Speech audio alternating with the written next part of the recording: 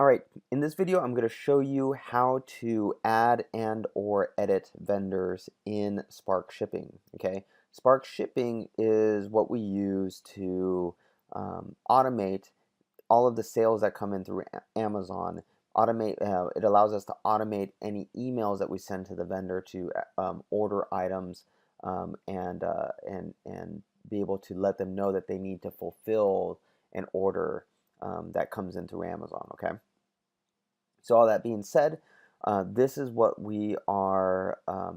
This is kind of the hub of our business. So it's very, very important that you understand how to use this. Okay, and I'm going to show you. I'm going to show you exactly what I do to set up a new vendor, and I'm also going to show you based off of one of my vendors how we set up, how to communicate, and how we actually also link a product that we have on Amazon with a particular vendor, so that when someone buys off of Amazon, Sparkshipping knows that that product is linked to a specific vendor. Okay. All right. All that being said, let's get going and get this moving. All right. So first things first, down at the very bottom of Sparkshipping, you'll see a couple of different options. You'll see under the new vendor option, you have Sparkshipping setup. This is a $99 one-time fee. It says recommended for EDI, API, and web service integrations.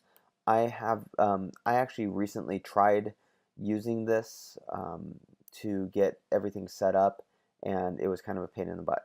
I thought it was going to be much more of a okay, cool, we'll handle everything and get you all set up and so on.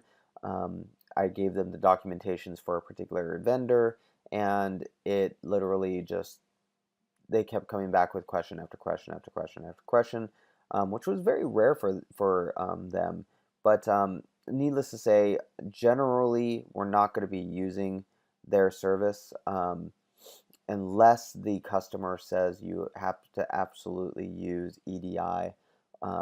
I would love to use like an API or web service integration if they have that, but that's only if they have that, and I might consider. Just let me know.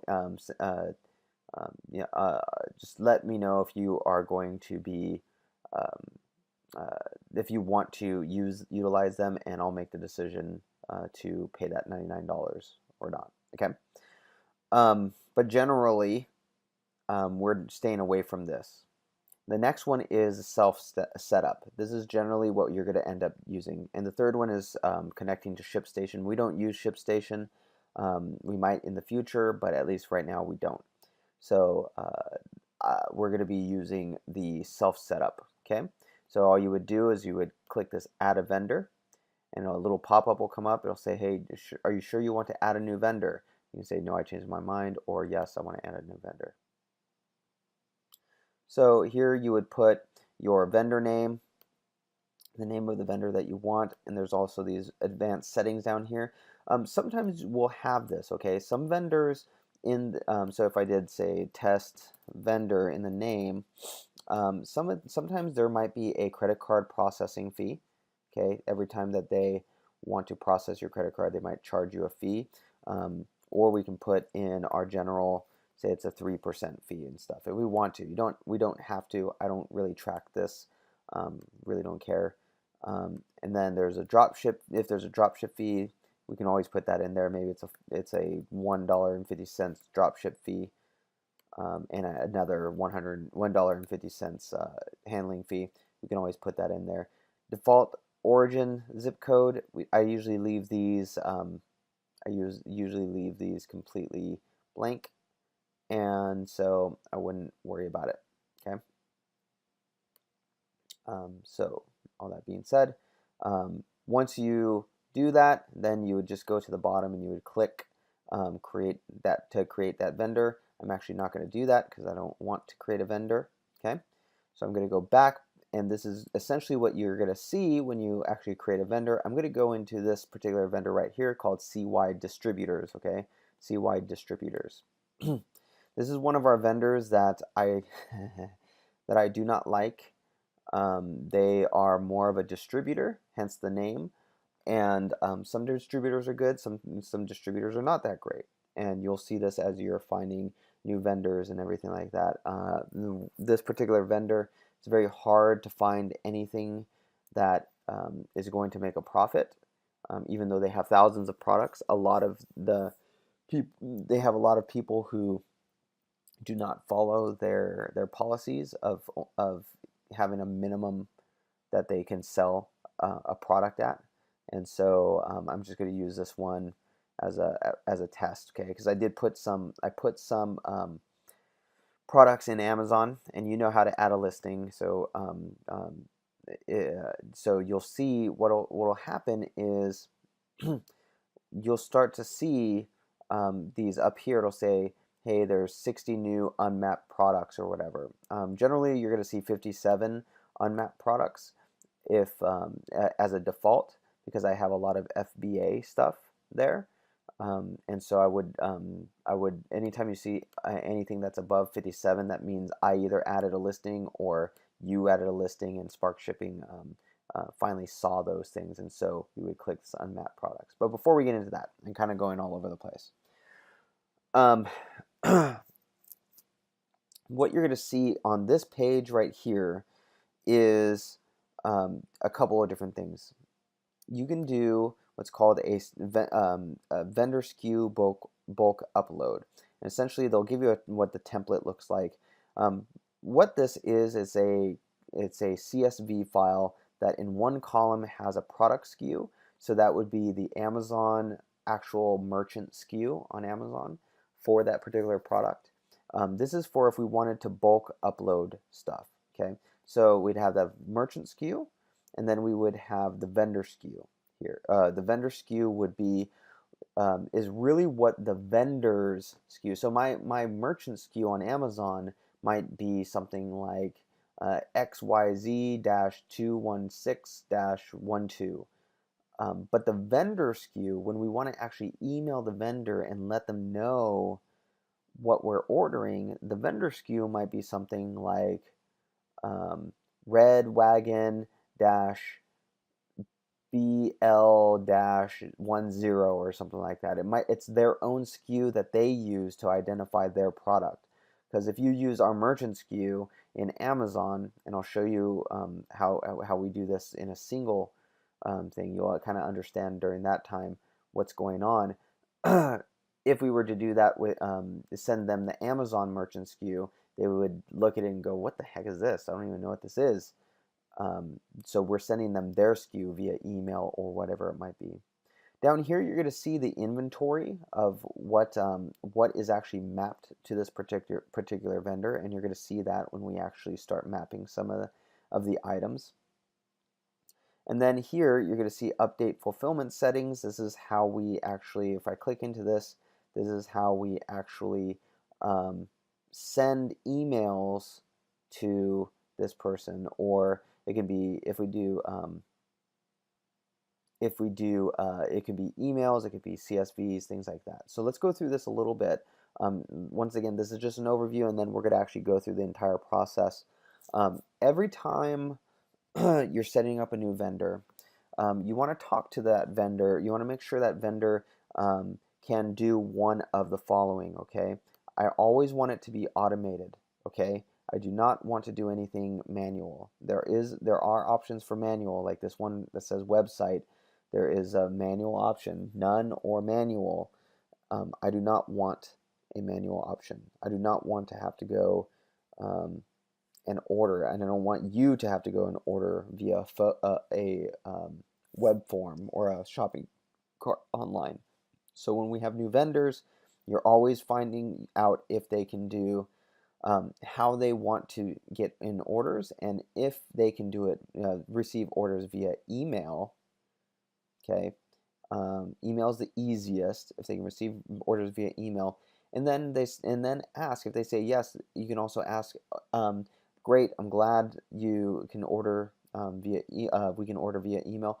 Also, is there any other are there any other ways that you maybe even easier ways that we can that we can send orders. Maybe do you have like an API or maybe FTP or anything like that that you want to do that's easier?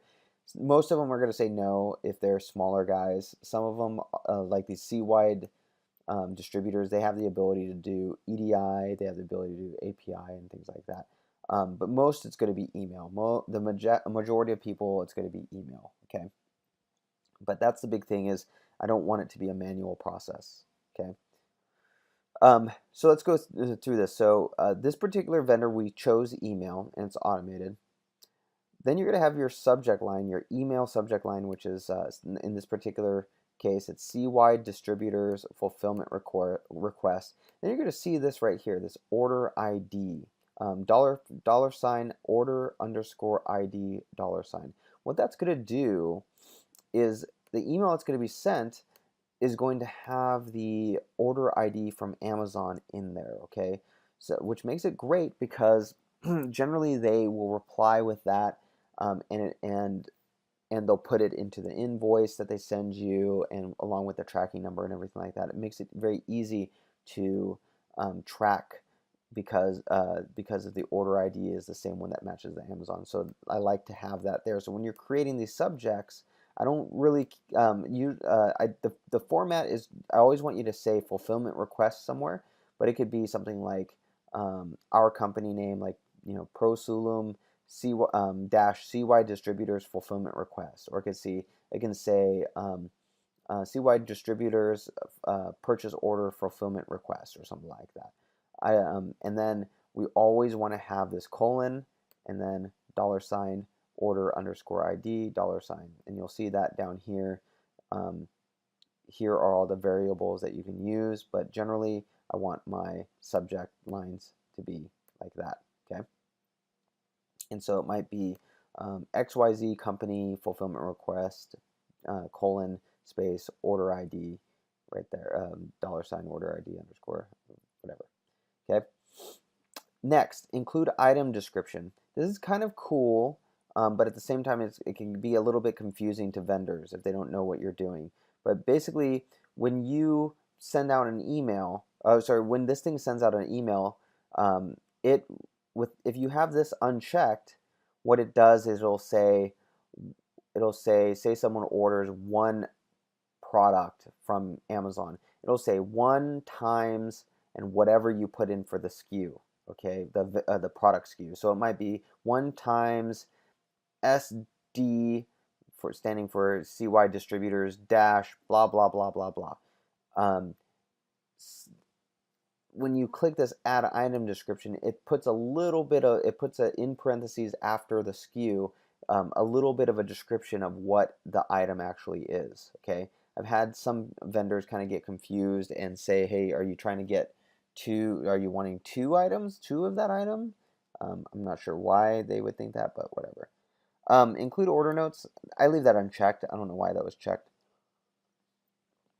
Generally, this is for like if you have a Shopify site or something like that. Include a PDF packing slip. I do include a PDF packing slip. Okay. What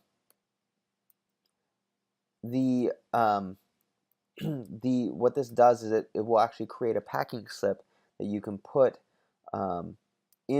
that your vendor can put into the box, the actual packing slip box, and usually in the footer.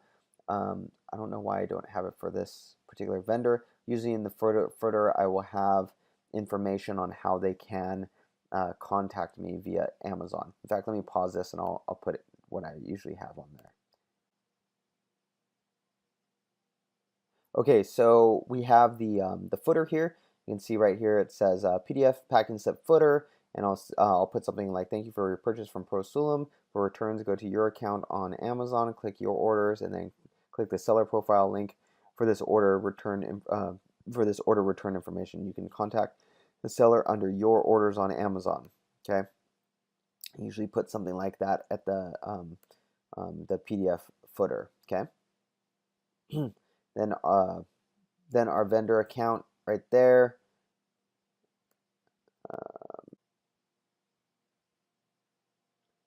Okay, so our vendor account is down there, and if you go down, you have email addresses. The vendor email address should be right here, sales at C-wide distributors.com. Okay. So this is the vendor email address. This is the email that's going out to the vendor. The reply to, which would be our email address. You can just put the DNet Prosolum there for our business. And then the BCC would be DNet Prosolum right there. In the future, might have a group email address, but at least leave that right there the way it is. Okay, so that's it. And cool thing, the cool thing about this is, now that this is all set up, it will automatically start firing off emails. So then you just go down to the very bottom, update fulfillment settings, and we go to we go back to our vendor. So hold on one second and go here to C-wide distributors, and then tracking.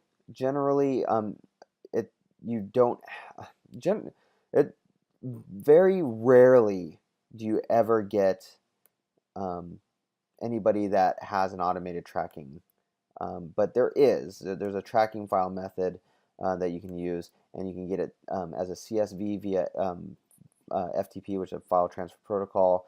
There's different EDI things that you can use, and then there's also what's called XML API, where and different web service things. And this will check every now and again for that, for any tracking updates for your stuff. Okay. But very rarely are you going to get this. Generally, I don't even worry about this. You're going to be putting the tracking number in via our handbook, via what we do with our handbook. But that's generally what we do there. Cool. So we are going to add some. I want to add a product. Okay, so I'm going to do that into. I'm going to show you how to add a product in another video. But generally, that was the overview of when you are setting up a new vendor. Like I said, this is when we get a new vendor. This is what you're going to end up doing, is really creating the fulfillment aspect of it, and then also mapping the product. So hope that helped, and we will see you in the next video.